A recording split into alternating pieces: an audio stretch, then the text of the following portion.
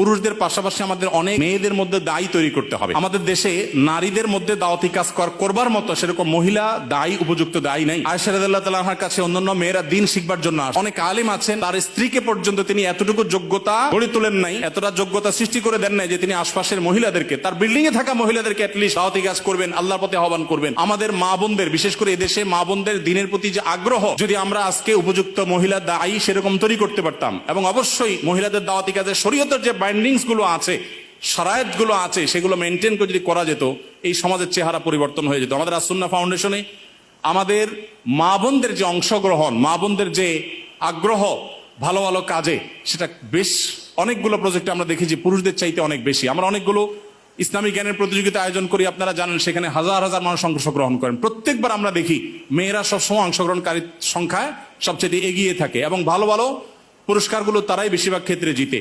অতএব আমাদের মা বোনদের জন্য দায়ী গড়ে তোলার কাজ আমাদেরকে করতে হবে। আমাদের স্ত্রী, আমাদের বোন, আমাদের মা, তাদেরকে দিনের বেসিক বিষয়গুলো শেখাতে হবে, এবং ওলামায়ে কেরামদের তত্ত্বাবধানে তাদেরকে দায়ী হিসাবে গড়ে তুলতে হবে। আবার দাওয়াতি কাজের জন্য শরিয়ার বাইন্ডিং, শরিয়ার নীতিমালাকে লঙ্ঘন করে এক জেলা থেকে আরেক জায়গায় মাহরাম ছাড়া বা যাচ্ছে তা খুশি করে সংসার স্বামী সব ত্যাগ করে করবেন তিনি, সেই দাওয়াতের কথা আমি বলছি না, কিন্তু বেসিক দাওয়াতি কাজ আমাদের মা বোনদেরকে করতে হবে, এবং তাদেরকেও সেরকম ক্যাপাবল করে আমাদেরকে গড়ে তুলতে হবে। আল্লাহ তো আমাদের সবাইকে সে তৌফিক দান করুন।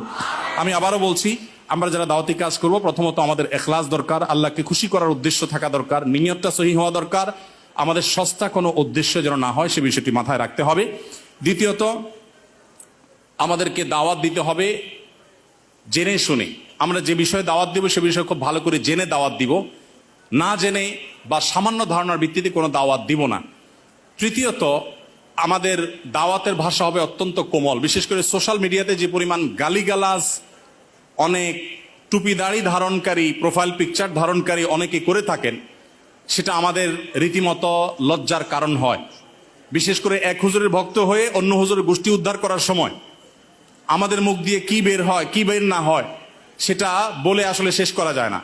ডক্টর খন্দকার আব্দুল্লাহ জাহাঙ্গীর রহমতুল্লাহ একটা কথা বলতেন, স্যার বলতেন যে এই দেশের মানুষের কাছে যদি আল্লাহ জান্নাত জাহান্নামের ফয়সালার জিম্মাদারে দিতেন, তাহলে জান্নাত পুরোটাই খালি থাকতো। কেন খালি থাকতো? কারণ একজনের মতে আরেকজন জাহান্নামী, আবার তার মতে এই জাহান্নামী, তাহলে উভয় গড়ে জাহান্নামী, জান্নাত খালি থেকে যেত।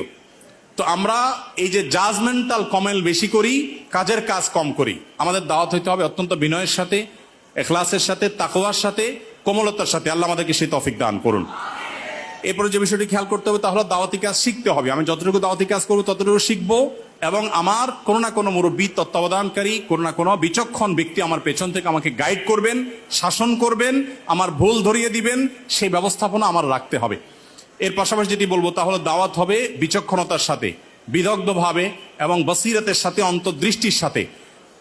চলমান পরিস্থিতি কি হচ্ছে, আমার কি করা উচিত, সেটা বুঝে শুনে আমাকে পদক্ষেপ নিতে হবে। আমার শব্দ চয়ন, আমার উপস্থাপন, সবকিছু এটার সাথে সংশ্লিষ্ট বিষয়। তারপরে যেটি বলেছি তা হলো দাওয়াতি কাজের জন্য আমাদের মা বোনদেরকে উপযুক্ত করে তুলতে হবে, গড়ে তুলতে হবে।